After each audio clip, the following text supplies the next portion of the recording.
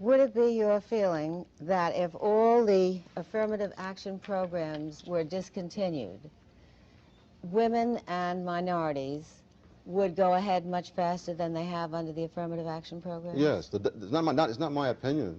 The data indicate that, for example, Puerto Ricans had a higher percentage of the national average income before quotas than after.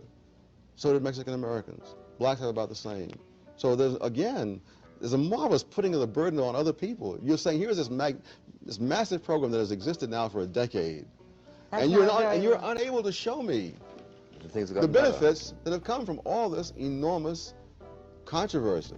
Well, it certainly has been a revolution insofar as women's participation in the labor force. Not really. Not really. No, it hasn't. No, it hasn't. I know that of my own knowledge. No, you don't know it of your own knowledge, because I've also looked at the same thing.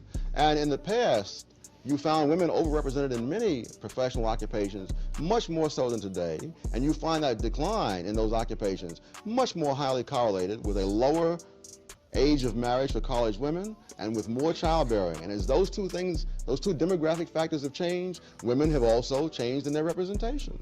So there's this whole myth that's been created that this is all a function of political developments of the past decade or so, just will not stand up.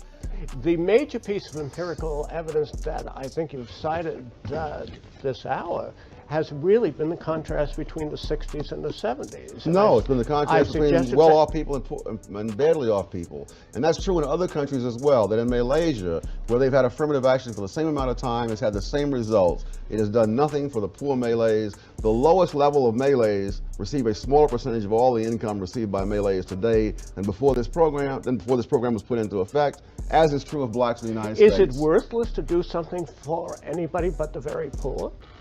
I would like to see the well-off take care of themselves. If they can't, who can?